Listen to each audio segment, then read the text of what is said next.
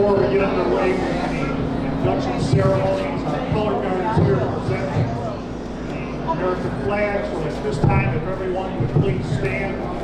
Gentlemen, if you can take off your caps as the color guard presents our colors of the United States.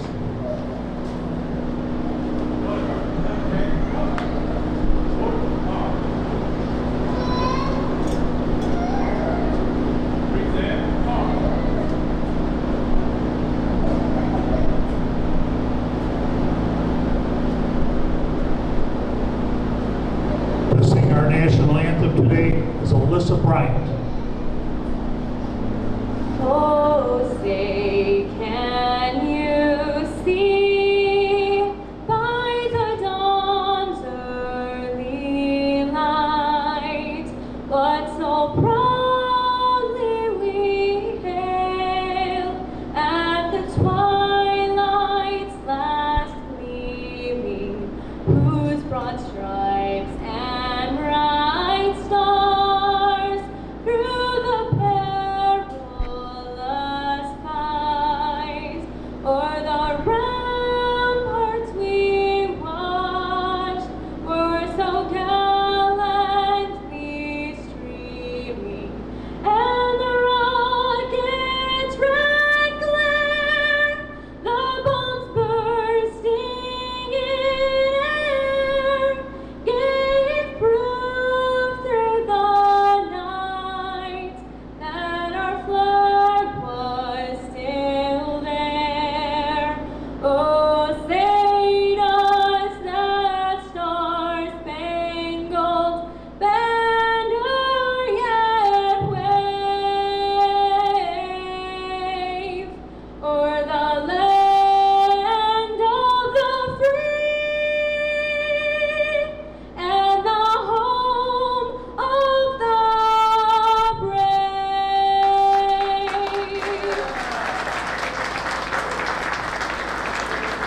Color guard.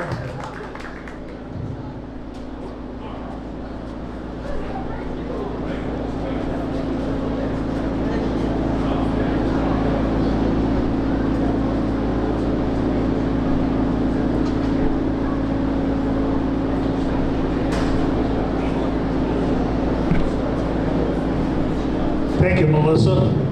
Again, a big welcome to everybody here that has gathered for this Mazon Speedway, Grundy County Speedway Hall of Fame.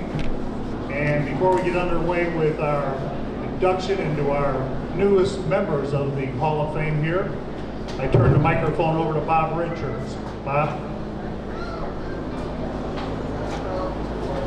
At this time, we would like to have a moment of silence for the racers that have taken their final checkered flag in the last time we met.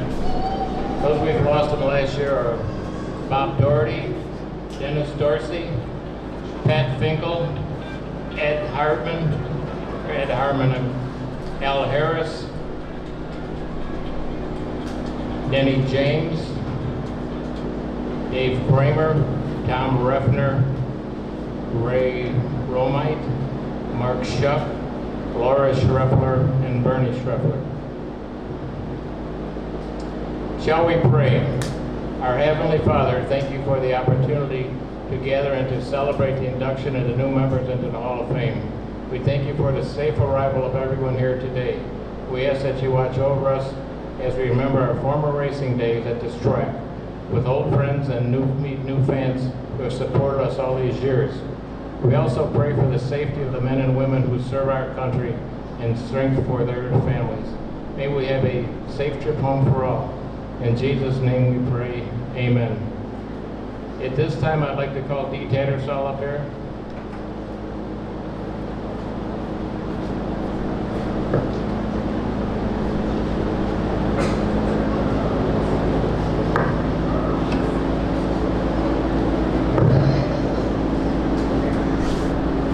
Dee, in 2022, in December of 2022, Dee's house caught on fire. She lost everything, trophies, plaques, pictures, oil paintings, jackets, etc. A lifetime of memories. Dee, let me know how you escaped from that house. I know you're still young, but how did you get out of that house at 4 o'clock in the morning? Well, I woke up with the alarms going off, and I ran through my mobile home. I got outside, and I decided, oh my, I don't have a telephone. So I run back in, got my telephone. I called my brother Mickey. He didn't answer. So then I called 911. I ran out, and I got in the garage. I sat there and I thought, oh my, I don't even have a key to get the car going to get away. I called 911. They said, hold tight, we're on our way, Dee. We're on our way. You okay? Yeah, I'm cold. Oh, I'm so cold. I was freezing. I had no shoes on.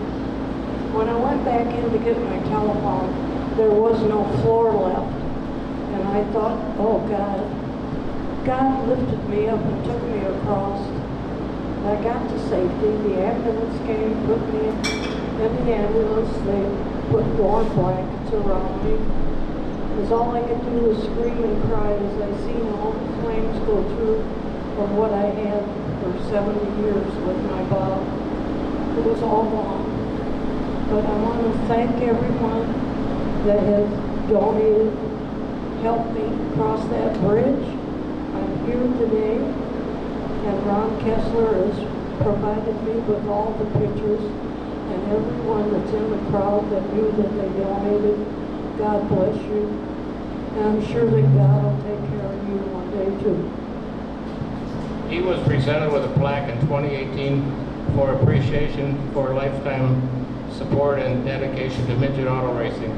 Dee is still involved. For over 30 years, she has presented the Bob Tattersall Hard Charger Award. When asked why you stay involved in auto racing, Dee's response was, it's been my livelihood, my chosen family. I can't say the word BS, she loves the BS with the fans. Dee is always there for people. A phone call, a visit, a get well card. You might see her at a racetrack or riding on a float in a parade, or a memorabilia show, always giving back to the sport she loves, midget auto racing. This time, Dee, we replicated that plaque that was lost in the fire. We'd like to present this to you.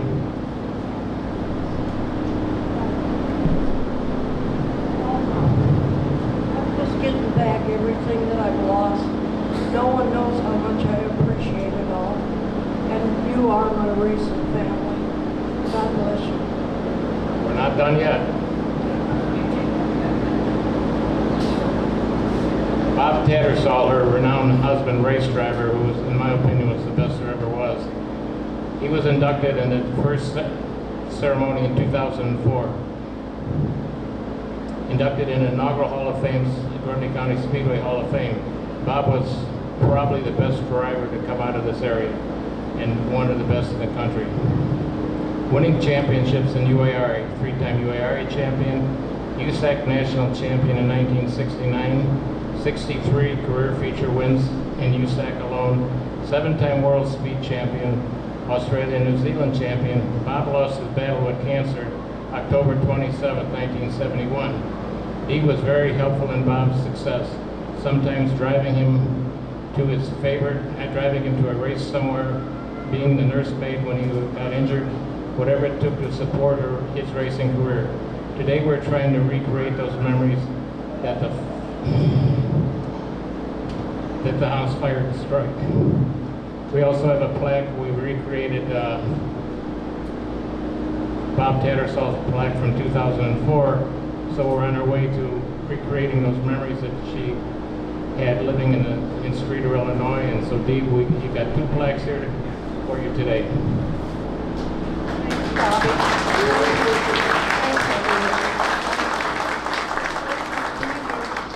I hope that next year I'll be 93 and I can come back and see you all again.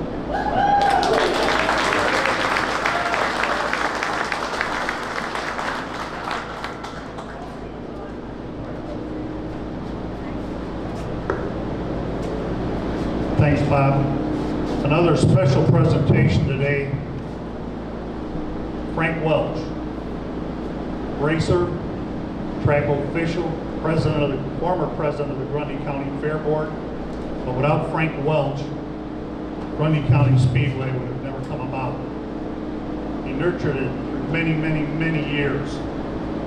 But in addition to Frank Welch being a right-hand man formerly of Wayne Carter at the Mazon Speedway, Frank's family also was involved heavily here at the Grundy County Speedway. His wife Margie, you remember her, selling pit passes down there in a little pit passes booth years and years and years. His son Jimmy Welch working the pit area week in and week out, Friday nights, every Friday night. Even his granddaughter worked here for a bit, working the scoreboard. So it's my pleasure today that the Mazon Speedway and Grundy County Speedway Hall of Fame Board of Directors proudly recognizes the Frank Welch family in appreciation of many years of dedicated hard work and effort on this August 31st day of 2024. Frank Welch, give him a big hand, the whole family. Frank Welch, Jimmy Welch is here. There he is. What did I miss him?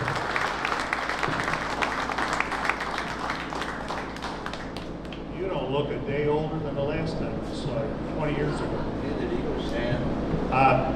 Again, I really mean it. Your dad, your mom, yourself, your daughter, I believe it was, Frank's granddaughter working the scoreboard. It was really neat back in the day. It's our pleasure to present this plaque to you, your family. Jimmy. Thank you very much on behalf of my family and my folks. God bless you all. Thank you very much. Give Jimmy Welch a big hand and the whole entire Frank Welch family. If you haven't done so already, pick up a copy of the souvenir program booklet. A lot of neat information in there and photographs, etc. Our first inductee of the day, a midget racer here at the Grundy County Speedway for many, many years. Raced go-karts, started racing for 22 years. Won in UMARA, AAMS, NAMARS, champion driver. Best year was 1993. They teamed up with his good friend Dave Gass and they won a lot of races. Won their first feature in 2000 at Hawkeye Downs in Iowa. Some of his biggest victories include the Illinois State Championship, the first annual Bob Corson Memorial. Just a top-notch driver, also raced the sportsman division out here, the sportsman sprint car division out here. He won the 2007, I should say, Drivers' Championship. Our first inductee of the afternoon is Lauren Critchett Jr. Lauren Critchett Jr. Give him a hand.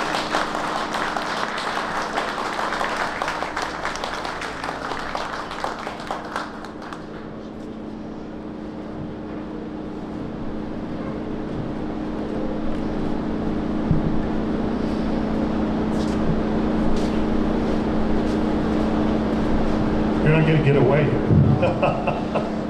Here you go.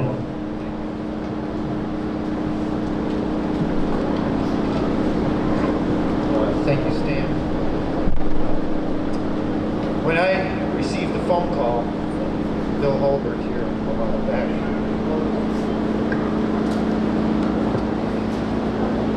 informing me of my selection to the Hall of Fame, I was shocked. I'm still shocked. State of disbelief. But here we are.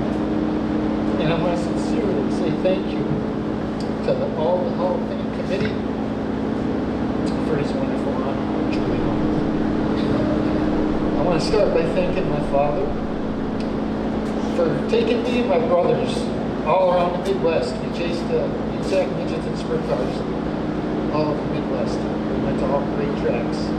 Outdoor Rock, Salem, Winchester, Terre Haute. Saw that car with JP driving many times. Saw those two beautiful mini cars that race many times. And that's where the passion came from. And then UCX sprint cars went to Indiana. And we ran the towing company. And we took the tow trucks out to Indiana, pushed off the UCX sprint cars.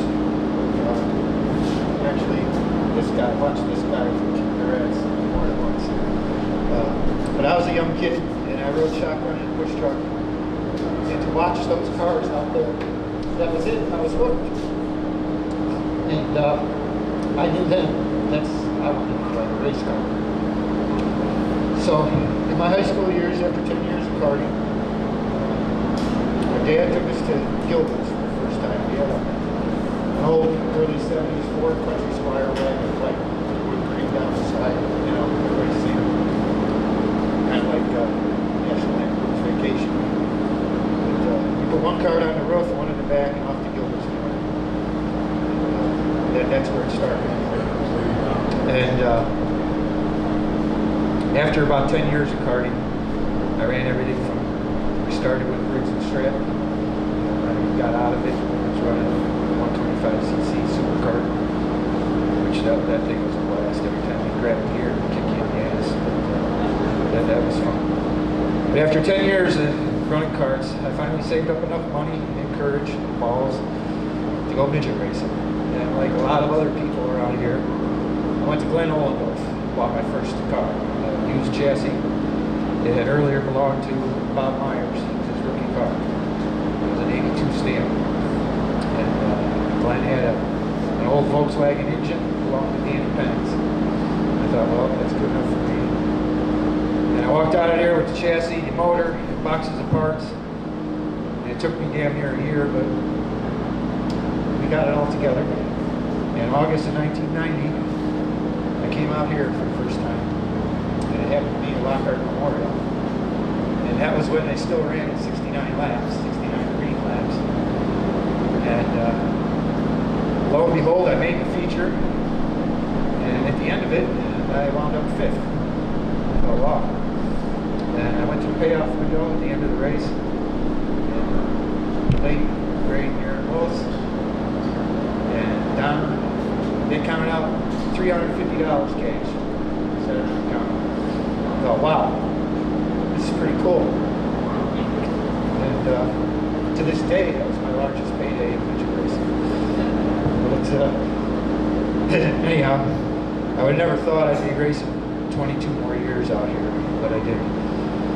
I've met a lot of good people in racing, a couple of assholes, but I can say that all of my best friends have come from racing, and a lot of them are in this room too. And that's one of the best parts about it. I consider myself very lucky and fortunate to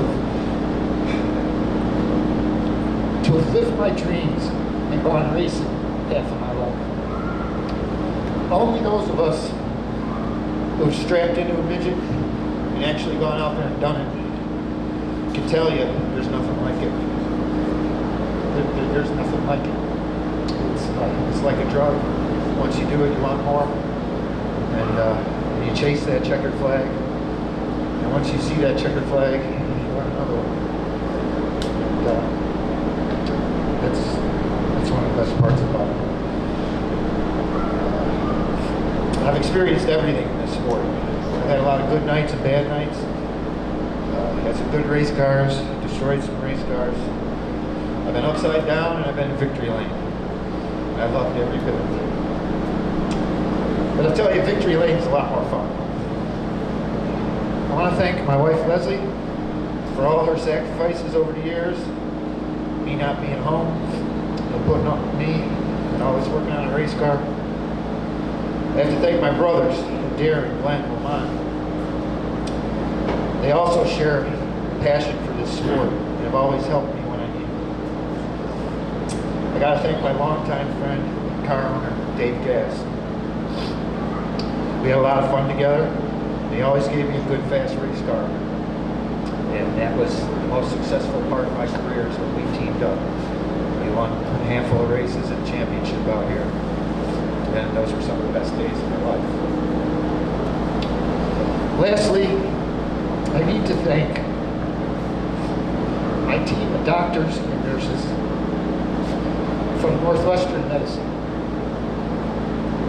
See, some of you know it, some of you don't. I've been fighting cancer for 5 years now. We're beating it.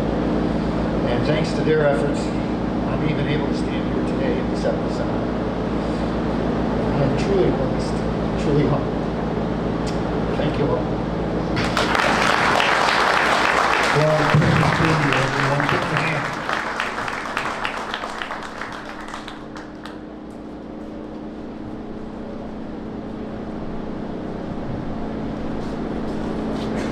Our next inductee is Dave Dodd. His dad, Bob Sr., was a longtime Chicago area stock car racer.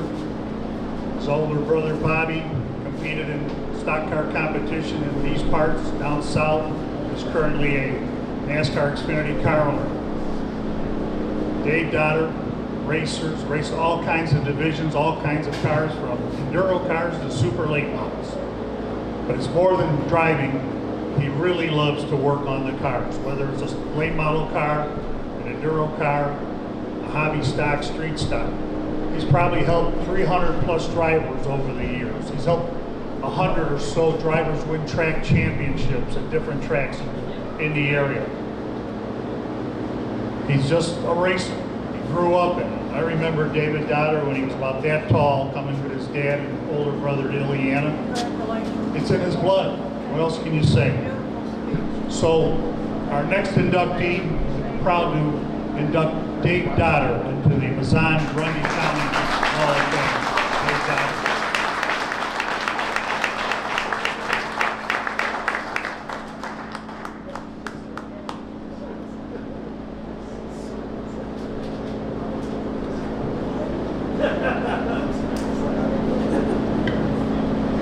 Congratulations. Yes, you did. Selling Midwest Racing. You, the paper boy, him and Eddie Hoffman.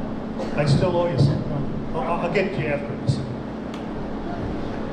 In the early Ileana days, I worked for Stan and his wife, and we would, I can remember watching his children as she would need to go somewhere and take care of something a little more important. But either way, I've been around this my whole life.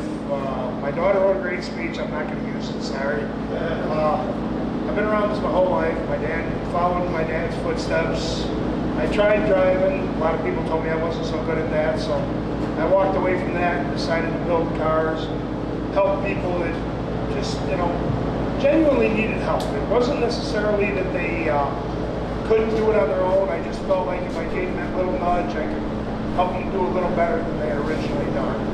And I've found a lot of joy in that, and I've done it for years. Last year, 2 years ago, we won our 1,000th feature win, and we've made a lot of good friendships over the years. I feel like the racing community is not just your friends, they're your family. And if something happens, we're all there for each other. We can hate each other this week, we can pat each other on the back next week. It generally works out that way. Not always, but generally does. And, I was very surprised when I got the call. I felt that, I never really felt that the Hall of Fame was something that was coming my way. There's some pretty legendary people in the Hall of Fame, and I just never assumed that someday that would be an honor I was able to have to call my own. I'm very proud of that. I just don't really know what to say about that, but congratulations to everybody that got nominated, everybody that is nominated or that got inducted or is getting inducted today, and thank you all.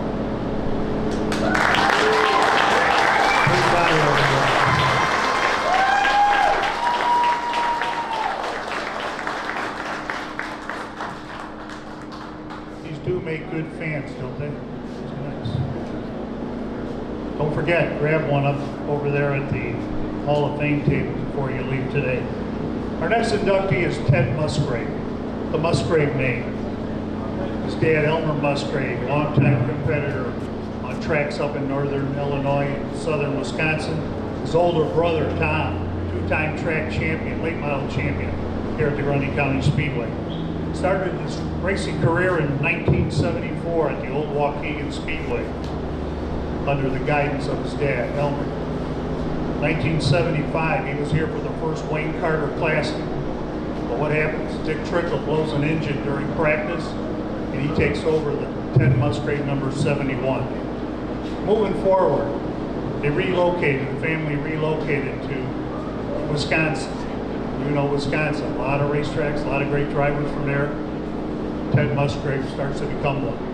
He moves on, different divisions, different series, and finally he lands a ride at NASCAR, Cup racing, and he drove for several top teams, including Bill Elliott team, Jack Roush, and Bud Moore. You couldn't ask for any more in NASCAR Cup racing. He goes from there to truck competition, NASCAR Truck, Craftsman Truck Series, and he wins the championship in 2005. He's not with us today. He couldn't make it up here from his home, I believe in North Carolina. But it's my honor to induct Ted Musgrave into the Mazon Speedway, Grundy County Speedway Hall of Fame. Ted Musgrave.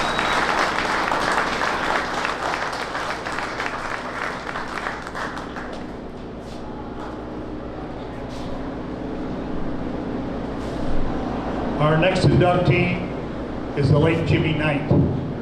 And for you younger fans out there, Jimmy Knight was one of the top midget drivers in the Chicago area. He won in both AAA, USAC, and other classes throughout the Midwest and in the country. He was old enough, or young enough I should say, not to be inducted into the Army during World War II, but right after the war, he was inducted into the service. Right after he got out of the service, what he's going to do? I'm going to race midgets. He did, traveling the country. But the thing about Jimmy Knight, he held a full-time job with the railroad. He was a railroad worker.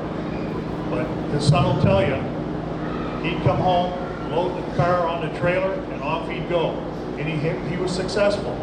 He won 11 USAC feature races. I mean, you're talking about the cream of the crop of open wheel racers back then in the 50s and 60s. He was one of the guys that would win.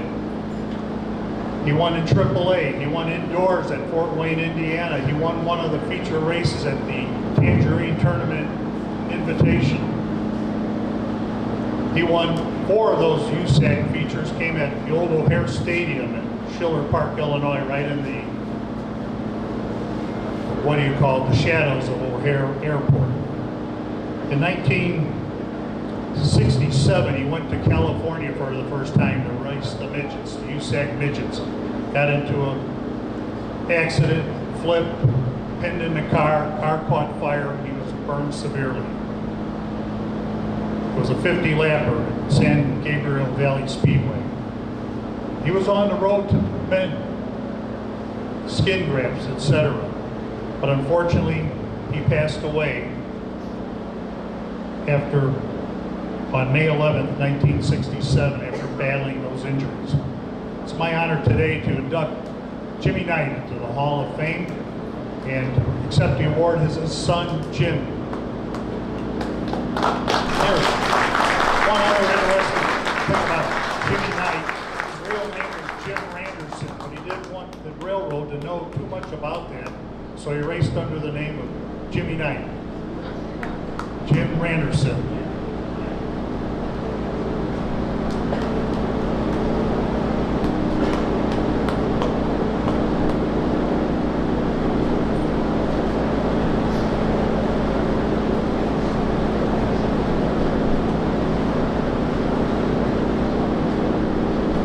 I want to thank the Hall of Fame committee for remembering my dad and inducting him and doing a good job of summing up his career. It was a long career, and he took breaks in between, and he went back to racing always. But he would come home from work, get the car loaded up, go to the races, bring the car home, sleep a little bit, get up and go back to work. That was pretty much his lifestyle. And he also would manage to coach baseball and get involved in other activities. And I just want to thank everybody, the Hall of Fame committee, for inducting him and remembering him and honoring him with this honor. And summing up his career, doing a good job, getting it all together as there were records all over the place. Thank you. Tim Anderson, everybody. Thank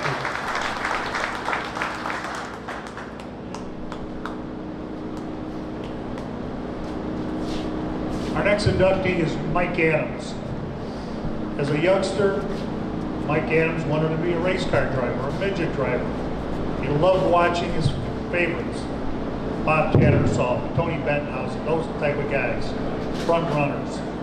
He got into a midget after racing go-karts in 1968. In his rookie season, Adams, whose nickname was Rabbit, would finish 15th in the UARA point standings. And back then, there was just a whole bundle of drivers that did a great job. I mean, I don't have the list here, but the names, Sweedler and Penns and West, etc. Those were just some top-notch guys. And also, Bob Richards, wherever he went, he was one of them also. In 1971, he finished 11th in the points of UARA. He drove the Joe Mogus Chevy 2 car. He won his first feature race, first career midget feature win here at the Grundy County Speedway in September of 1971. He had a kind of a smooth style. He didn't jerk the wheel, kind of drove it really smooth and steady. And he caught the eye of car owner Don Barnett. That was a successful story. Don Barnett's midget, Mike Adams behind the wheel, proved to be a winning combination. They won a victory at Waukegan Speedway in July 1976. Made 17 feature starts in 1977 and ended up 11th in the points.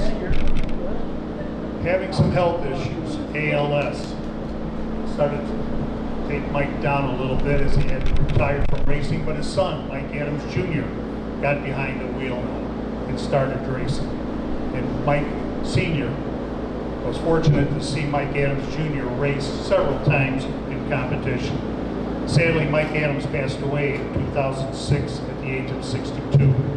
So it's my honor today to induct Mike Adams into the Mazon Speedway, Grundy County Speedway Hall of Fame. Accept the award as his son, Mike Adams Jr.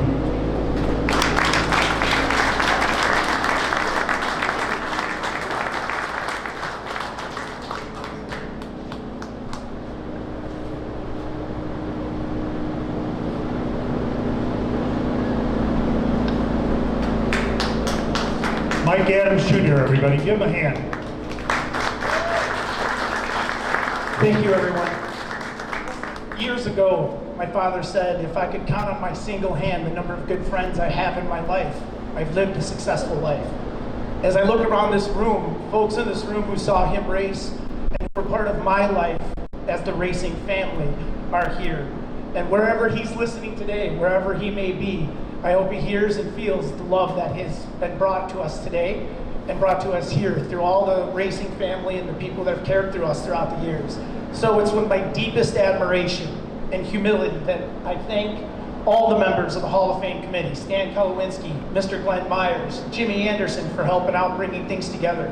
They're doing key things to keep the spirit of racing and family alive here in the Midwest, and I'm unbelievably honored to have my father be part of this journey as well as the little bit that I have as well. Thank you to all the inductees and to the Hall of Fame board for putting this together. Thank you very much, Mike. Our next inductee is Terry White, longtime announcer here at the Speedway and also at handling the PR chores.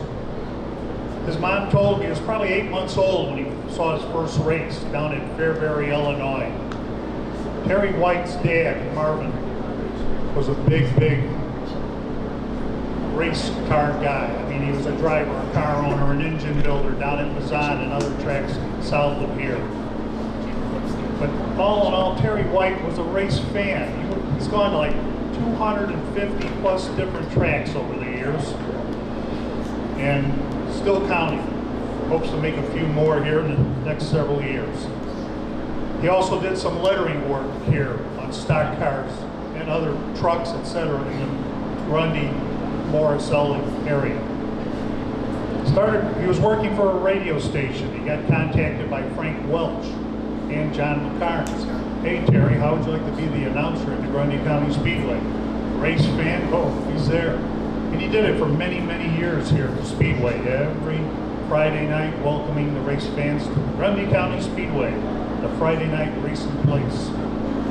He also did program sales, selling ads, did a lot of work behind, and also he did PR work, writing for Midwest Racing News, the Checkered Flag Racing News. Everybody get that race paper weekly, and they'd say, oh, there's a story in there by Terry White, oh, about Grundy, who won, I won, it's my picture in there, etc. He'd still be here, he told me the other day, if it wasn't for his regular job. He just loved being around the races, around the drivers and the fans, etc. So it's my honor on this August day, a warm August day to say the least, to induct Terry White into the Mazon Speedbowl Grundy County Speedway Hall of Fame. Terry White is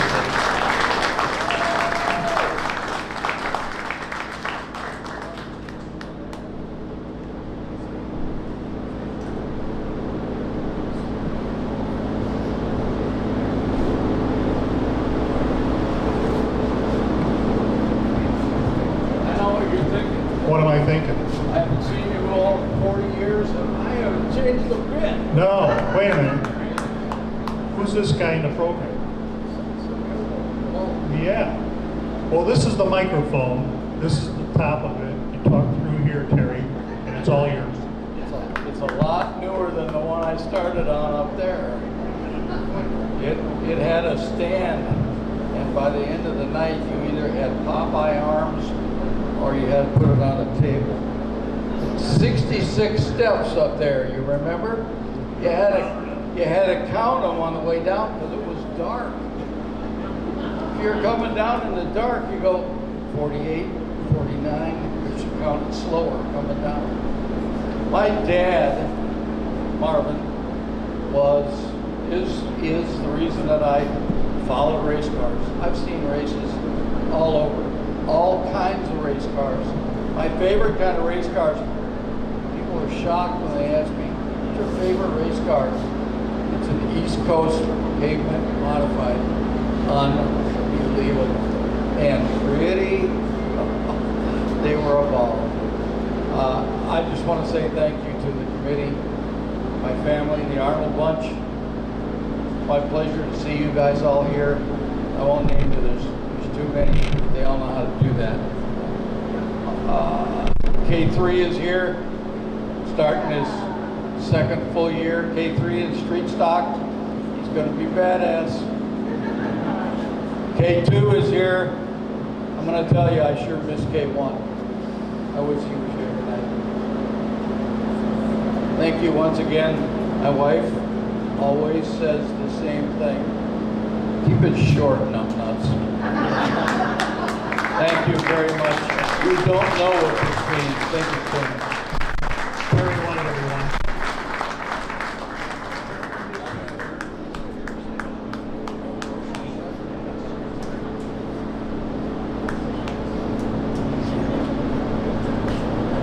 Our next inductee is Andy Grod.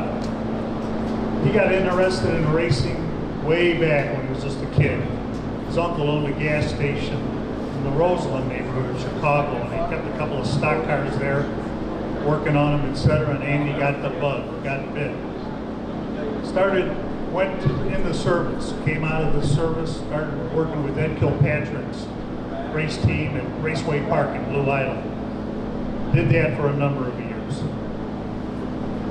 When Andy first started going to the races, he was too young to get in the pits. His dad had to take him to the pits. After that, his girlfriend at the time, his wife of 53 years, Sharon, would go to the races several times a week at Raceway Park. He got hooked, finished up on the racing, getting your nails dirty, your fingernails dirty, etc. Started doing photography and PR work, writing stories about the local races here at Grundy in Illiana. Became the official track photographer at Illiana, and before before you knew it, he was a track photographer here at the Grundy County Speedway for many, many years.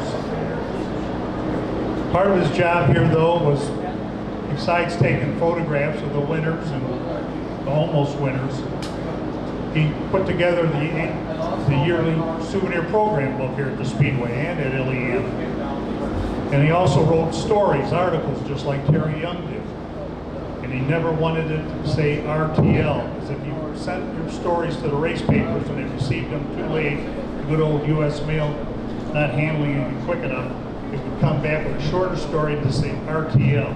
That was a no-no if anybody ever wrote for these racing newspapers. Another job, he was putting the programs together. And he lived in Dalton, Illinois at the time. So he's selling program ads for Iliana and Northwest Indiana. He's also coming back this way to collect money, selling ads for Grundy County Speedway. The guy just did an incredible job, 30 years or so of just promoting Grundy County Speedway. So on this warm August day of 2024, it's my privilege and honor to induct Andy Grod into the Mazon Speedway Grundy County Speedway Hall of Fame. Andy Grod.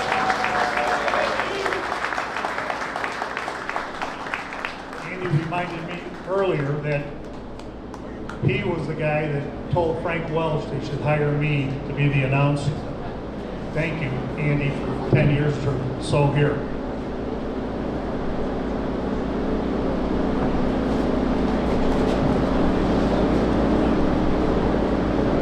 Hello, Mr. Grod. Hello, Stan.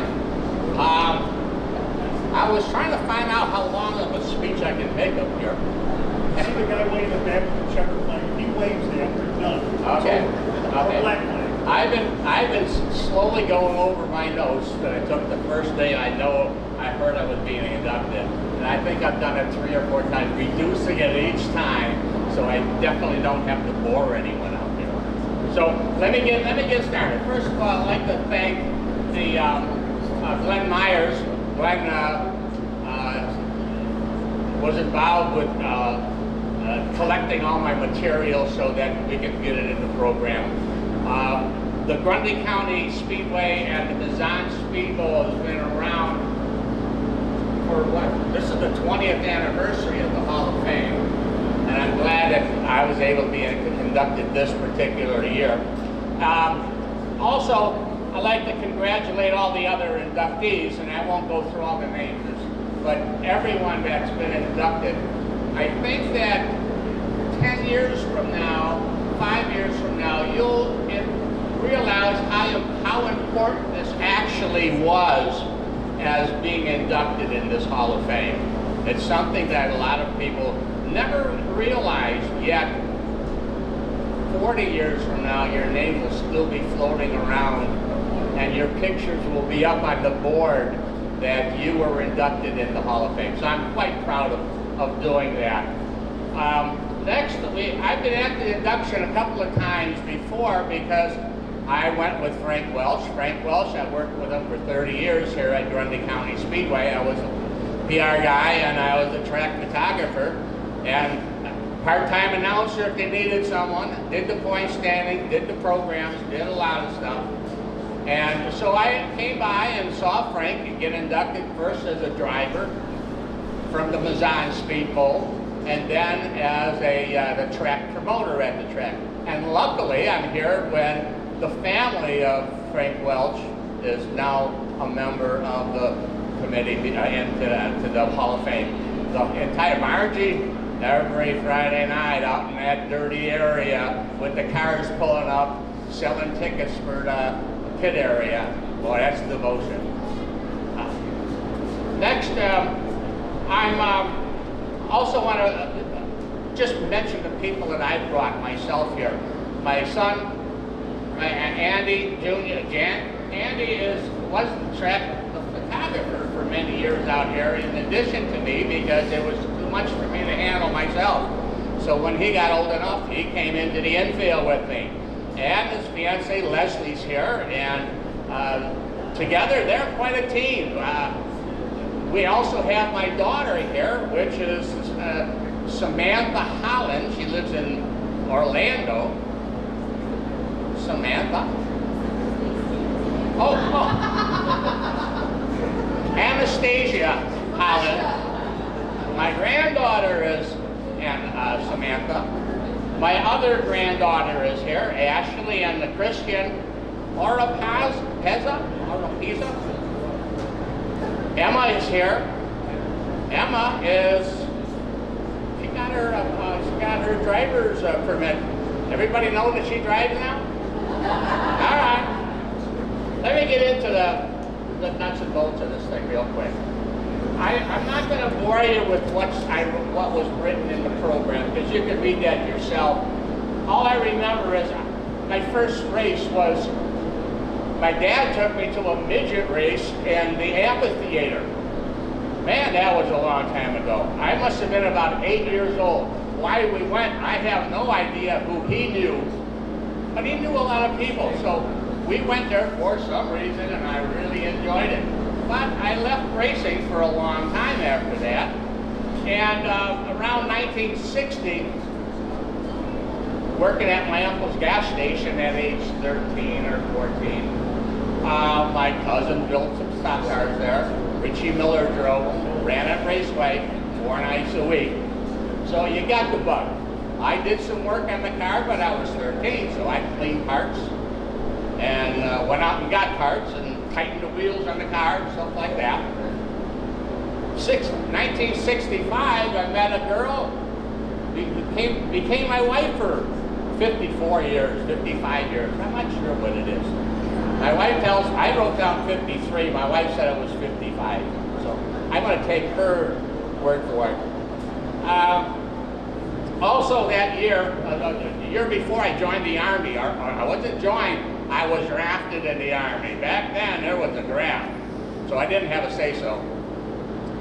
It was also a time when the Vietnam War was going on, and we ain't going to get involved in that, but I had a twin brother in the Marine Corps, spent 18 months there, and he died from complications of the war. So, bad part of my life at that particular time. Also, in 1966, just before going to the Army, I started at International Harvester. And I just retired about 5 years ago, in 2018, with 53 or 54 years seniority. And believe it or not, John McCarnes worked at the same plant as an engineer in the Melrose Park plant. And they told him, hey, either racing or engineering. And John McCarnes went to the racing area of it, and he became, again, one of the people of Artco racing with Art Krigo here. Remember, didn't go to, returning from the military, got married, moved to Dalton. A friend, my cousin, Paul Beck, who was pretty well known as from Raceway Park, of knowing a lot of stuff, you know, Paul. And he asked me if I could help Eddie Kilpatrick, which I did, running a late model, didn't know Eddie before. We ran pretty well, didn't set the world on fire, but we ran well. And we had a lot of fun, and that started a career for a number of years until he ended his racing career. And I say, what do I do now? I love being around race people.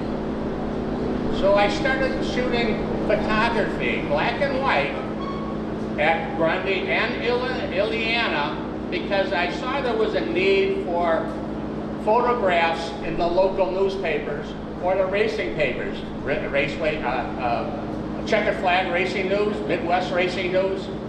So I would shoot black and white, and I would go home after the races, develop the pictures in my basement, and mail them out to the race papers so they make it there in time to get published in the Thursday edition of that Thursday night edition of the paper. And sometimes that took driving down to the main post office downtown Chicago at 11 o'clock at night to drop them in the mailbox there to get to Milwaukee and by deadline time. Just a few highlights, again, other than what's in the program. My daughter Stacy created the first website of the Grundy County Speedway. She wasn't a computer person, but she saw me writing all these articles everywhere and trying to make deadlines and doing all this stuff. Then we finally bought a computer. This was 70, I don't know, what year do you think it was? I don't know, 70, let's say 78. And she actually created the website where I could post all my photos, point standings, and the articles. In addition to sending them out by fax, so 12 or, Grundy here we had 12 places we sent every week. Before the computer, it was onion skin paper. Anybody know what onion skin paper was? It's paper, very thin paper with a very thin layer of carbon paper on top of it. And you could put 6 or 7 or 8 of these together and write hard, and you'll get 5 or 6 decent copies. And we used to mail them out as best as we can to all the race papers. My son, when he got old enough to get into the infield, because again, Stacy was working the photo booths at both tracks, Grundy on Fridays, Iliana on Saturdays. My wife worked both of them. When Andy got old enough, now he's in the infield with me, helping me out on the photos. I'd be in turn 1, he'd be in turn 4. And we worked together pretty well. He took care of bringing the photos in and getting them all published, and getting them processed and labeled. There's so much work to do behind the scenes for that. I'm trying to shorten this thing here. I was officially Emil Andrews' unofficial photographer. A lot of open wheel people here. Emil Andrews had the old timers convention once a year. And him and his wife Charlotte would call me up and say, "You gonna be there this weekend? Because I want some people pictures taken." And I would go there, and I would always Charlotte would always make sure that I had a seat at the dinner that night. But I remember photographing the Yellow Submarine. Did anybody ever hear of that? The Yellow Submarine. Wilbur Shaw drove it, I believe, and I think it was like in the 1940s. Someone's going to have to look that up. But it was there. Emil had that brought in from wherever. The 1957 winner of the Indianapolis 500 was there with his car. And that was Sam Hakes that won that year. And they're there, along with thousands of photos you could buy and look through, movies going on constantly, and Chris Kanamaki, people like that stature there as a guest speaker. It was quite a program that he had. Too bad that Emil passed away in 1999 at the age of 88. Duke Dalen was the moderator every year for Emil to do this. There was Cowboy O'Rourke. Anybody ever hear of Cowboy O'Rourke? These names might be before most people that are here. A couple more things. I got involved in NASCAR for a while, and I went to many races. I was there for the 75. First year was 75. When Benny Parsons won the race. I was there for 76 when the Daytona ended with Richard Petty and David Pearson crashing together at the last lap. Everybody see that? I've got movies of that where you can't see what's going on because the grandstands were actually bouncing around trying to get a movie of that. I have 7 big, large photos from Talladega, 1982. Phil Parsons flipped from a crash over in turn 1, and all those photographs, they're probably 18 by 24 photos. They're sitting in the International Motorsports Hall of Fame in Talladega with my name on them. In front of the actual car that was upside down and on fire at the end of that flip that he had. Finally, gotta thank my wife. My wife has been a partner for in racing for a long time. I didn't know at the time, but her uncle actually worked on Bob Pronger's car. Her uncle was working the concession stand in the pits at Raceway Park for many years, you know. So we had got together and we were going to Raceway Park 4 nights a week. If we couldn't afford it, we drove around the back side of the back stretch stands and listened to the announcer talking, and that's probably one of the greatest announcers you would ever hear, Wayne Adams calling the races over there. Then, you know, she would take care of everybody, make sure everything is ready for the next race. And unfortunately, she couldn't be here today because she's got this thing called COPD and doesn't get around too much anymore. And it's a shame because she's part of this group, our family, that made this announcement to get me into this Hall of Fame. And I appreciate both my wife, family, and again the committee for their choosing me as a member of the Hall of Fame. Thank you. Andy Bride, everyone.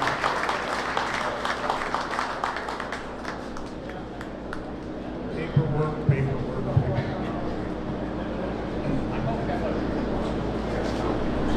Our next inductee is Billy Nippenberg. Another second generation racer. His dad, Bill Sr., raced at Santa Fe Speedway for many, many years. Top runner out there, champion out there. And at the age of 15, Bill Sr. asks Billy Jr., hey, do you want to race a stock car? Billy goes, yeah, sure, why not? You know, well, I got this older car here, we'll take it down to Kankakee Speedway and we'll race down there. So he did. And he raced and learned, et cetera, fine-tuning of driving a stock car. Switched lanes, came to the Grundy County Speedway and also Ileana and raced there on the pavement now. Mid-American Sportsman champion twice here at Grundy County Speedway and once at Ileana. Moved up into the late model division. Won 2 late model championships here at Grundy. And that's a big deal when you're racing against guys like Eddie Hoffman, etc. That took a lot of talent and a lot of work and just determination. Switches gears, leaves Grundy, goes down, starts racing on the dirt tracks again. Kankakee Speedway, Farmers City, Fairbury, Spoon River, all those tracks, Shady Hill and Crown Point over in Indiana. And in 2022, Billy says, well, there's a track closed. It's right in our neighborhood almost, and it's closed. Kankakee County Speedway. So he takes over the promotion of Kankakee County Speedway and works at it the last several years. His son joins him in stock car racing, Billy the Third. So on this August day, 2024, it's my pleasure and privilege to induct Billy Nippenberg into the Mazon Speedboat Grundy County Speedway Hall of Fame. Billy Nippenberg.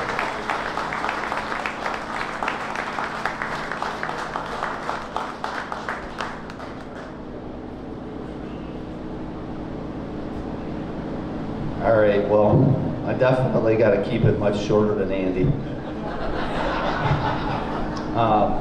Yeah, my wife would shoot me if I did. So, basically, it's an honor to be a part of this. Thank you to everybody that puts this on. I've never been here. I didn't really know what this entails. I didn't make a speech or write a speech. Honestly, it's an honor. It feels good, but at the same end, I'm actually a little disappointed that I won this because it just means I'm getting older. So, anyway, my dad, he got me into this many years ago, and wouldn't be doing it if I wasn't. And thank you for making me a spoiled kid at a young age. And my brother, obviously became one of them spoiled kids at a young age, and now my son is one of them spoiled kids at a young age, and we're doing our part to keep racing going. He had mentioned that we're doing the Kankakee County Speedway thing, and you know, where we're at in racing was, you know, been kind of a tough time. Younger generations maybe not into this as much as we all were, and we just all got to do our part to try to drag them out to the racetrack and get them involved and keep this great sport alive, because that's all I care about. My wife, she has to listen to me every single night on the phone with somebody talking about racing. So thank you. Thank you to my son. That's it. Totally different than everybody.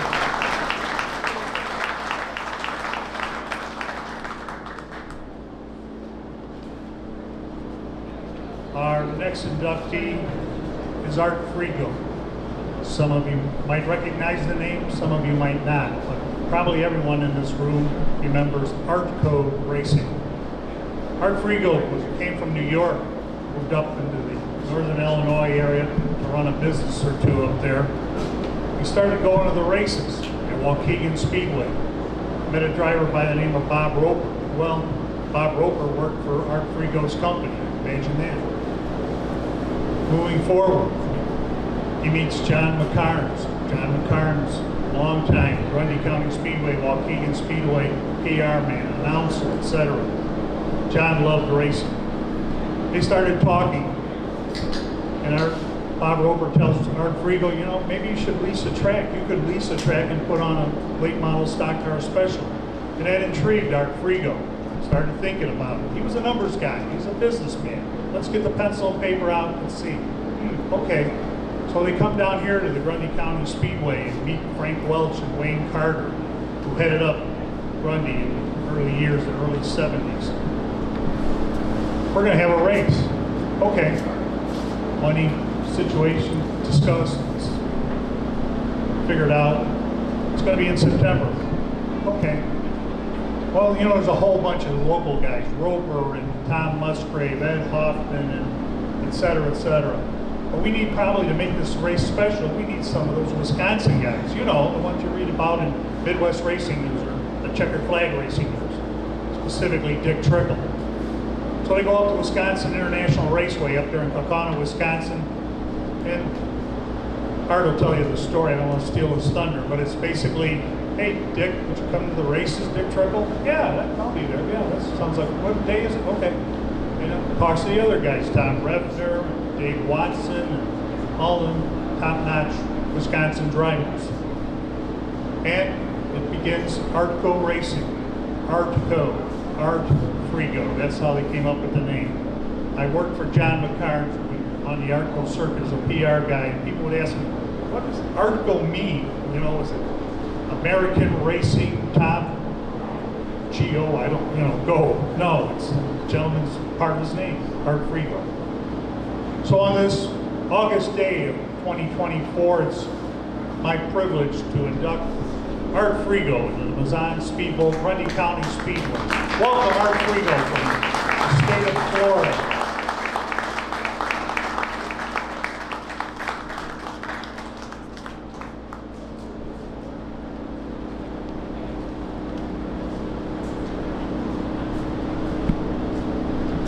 Art, 1975 was a long time ago. Yeah, I was thinking about it. It's almost 50 years. But Stan, did everybody notice that Stan is talking up here without notes? Isn't that incredible? The way he remembered everybody and pulled it out? Stan, that's impressive. But it brings me to say a couple things that I think are important, because I was, you know, coming back. It's been a long time. There's been a lot of great memories here. Big memories that I never expected in my life, trust me.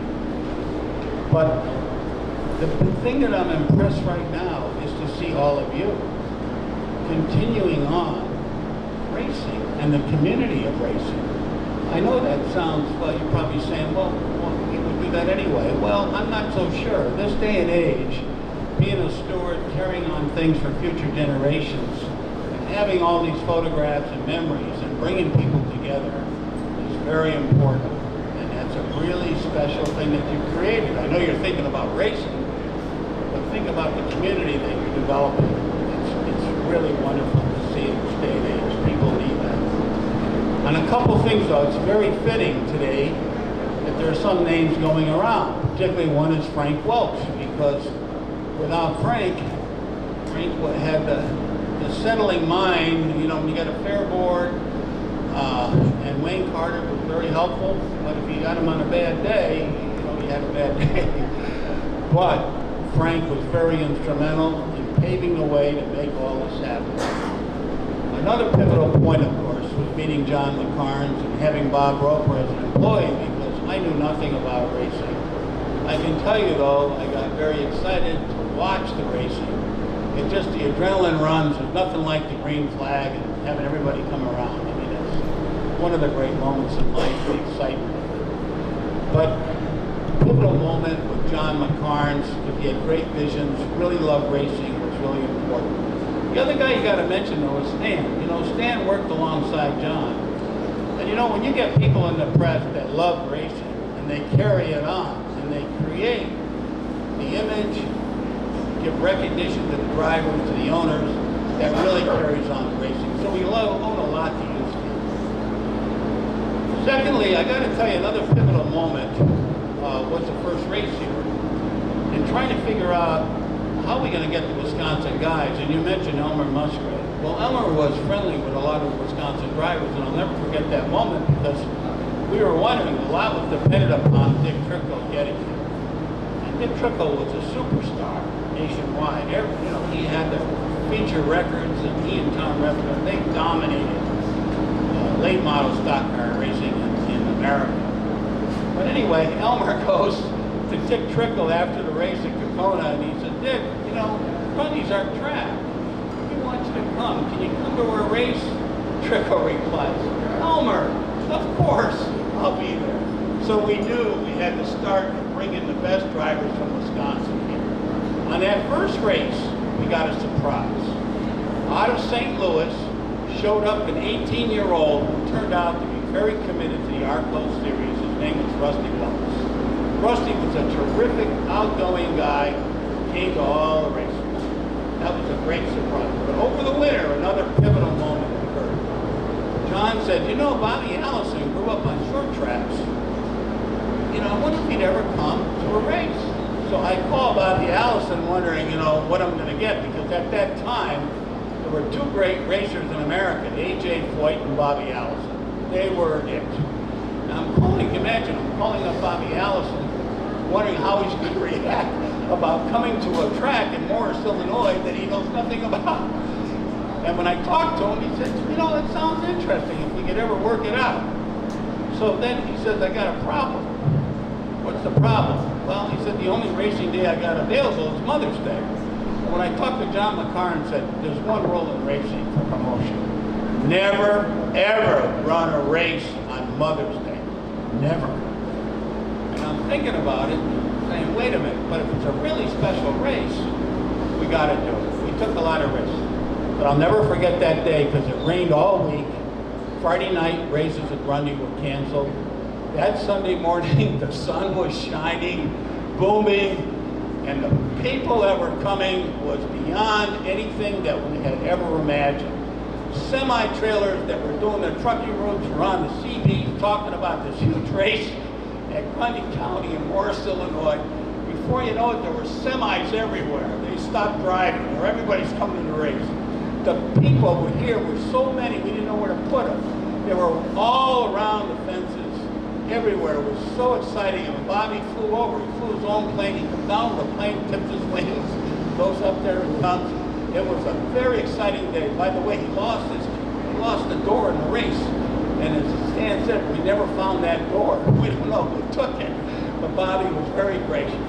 That was a big pivotal moment. The other pivotal moments were the stars that followed. I mean, we brought in the Michigan stars, Bob Seneca, Butch Miller, because we needed to compete against the Wisconsin guys. And John identified, he was so creative, a guy by the name of Larry Phillips in Springfield, Missouri. We brought in these other people to give the mystery. And boy, to get in that feature race, you had better be good. I mean, the racers that we had here at Grundy, they broke the track record back to back. 10 qualifiers in a row. That's how good they were. And they held that second groove like you could not imagine. But it was exciting. It was very excited. But what happened after that? John says, you know, there's a young kid out of Bigville, Arkansas, 16 years old. Let's try to get him. Well, we do. His name is Mark Martin. He's 16 years old. He's a short kid. We had to get the insurance company to give special approval to get him in the pits. Okay, that's how short he was. They show up in this semi that is so NASCAR. You know how all the drivers. You're low budget. You got the entire. No, this was a full semi Martin Racing. He shows up. I'll never forget it. His mother was a beautiful gal. She has on a racing uniform. She gets out. She shakes my hand. We're so excited to be here. This is our first time out of Arkansas, and we're on our way. I'm quoting her exactly. We're on our way to NASCAR. I thought, well, that's quite a statement for a 16-year-old kid who might not get him in the pits. Anyway, it was so much fun, and I want to tell you, because you're a lot in your race car life, I'll tell you one of the great surprises was getting to know drivers, the owners, and the mechanics. And you know what I discovered? It's not what you think.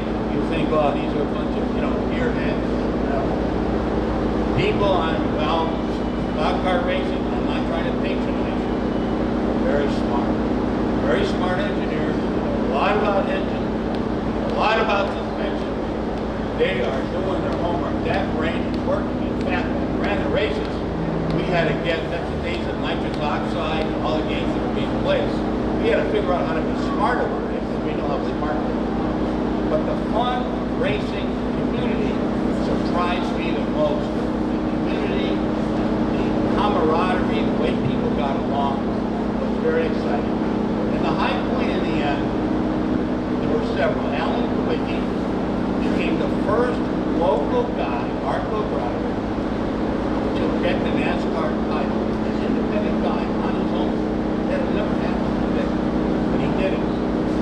Second thing is, one year, there were 10 Arco drivers in the Daytona 500. Incredible. But I can tell you what we should all be proud of, and why I wanted to be here today, because this is the home of Arco racing. This is where it all started. It wouldn't have happened without people like Frank Welch, Stan, John McCarnes, and Bob Roper, and all. Thank you. Art Friegel, everyone. Thank you, Art. Thanks for making the trip up from Florida. Well, that does it, everybody. A reminder, the Hall of Fame table is open in the corner down there. Pick up a copy of this souvenir booklet. A lot of great pictures and stories in there. They also have some t-shirts and hats and mugs and coolers on sale. Glad to see everybody here today. Thanks for coming out. Enjoy the warm weather. It seems like it's always warm during the Hall of Fame days here at Grundy County Speedway. So on behalf of the Grundy County Fair Board, Mazon Grundy Hall of Fame Board of Directors, this is your announcer, Stan Kelwazinski. Hoping everybody enjoyed the afternoon.